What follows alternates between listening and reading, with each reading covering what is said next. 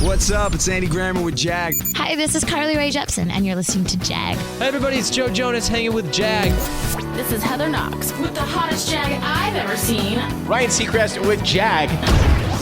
It's B.O.B. checking in with my homie Jag. So much swag with my homie Jag. It's the Jag Show Podcast. Welcome in. I am John J. Gay. This week in podcasting, Apple is considering a podcast subscription service to be part of their larger Apple One offerings. I gotta tell you, I hate the idea, and I feel like I would just listen in Spotify or another app if they tried it.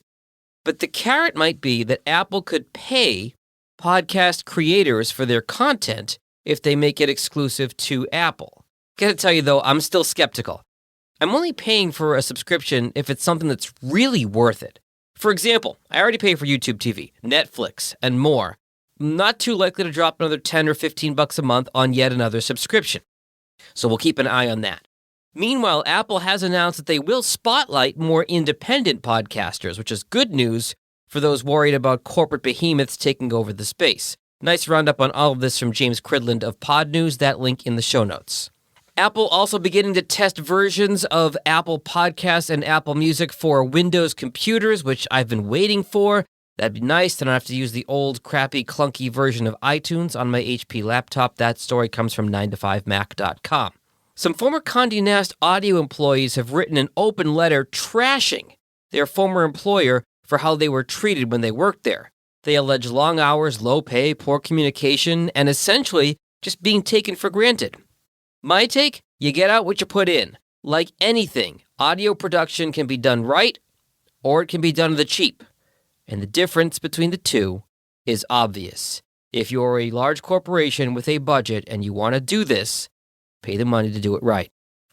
Bloomberg had an article last week highlighting Spotify's big financial bet on podcasting and all the money that they've spent on these different parts of the vertical. This week, Citi, the financial company, is not so impressed. They say there aren't many results yet. I think there will be results in time, just it's going to take a bit. Podcast listening app Pocket Cast is being sold. NPR owns about a third of it, but apparently everybody's losing money on this thing, so we'll see if a new owner can turn it around. Told you last week about Michael Barbaro from The Daily, really trying to tamp down criticism of their show Caliphate. He does have a tweet out apologizing for blocking people who called into question the show and saying that he acted inappropriately. You can see that tweet in our show notes. With all the moves that social media companies have made in recent weeks with response to Trump and domestic terrorism and kicking people off platforms, Amazon taking Parler offline, for example, there's a theory that podcasts could be the forgotten outlet for some of these right-wing extremists and some domestic terrorists. There's an article from the AP about this linked in the show notes. And on a related note, there were protests at a podcast studio in Niagara Falls this week, alleging that shows originating from that studio involved hate speech. And just a quick dictionary reminder for folks, podcast company, a social media company, any company has the right to boot you for any reason they deem appropriate. The Constitution and Bill of Rights only protect your freedom of speech from the government, not from companies. In other words, just don't be a jerk.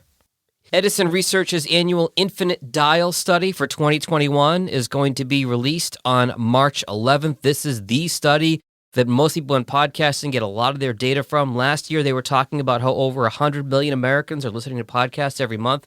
I expect that number to go up significantly this year. I will report the results when we have them in March.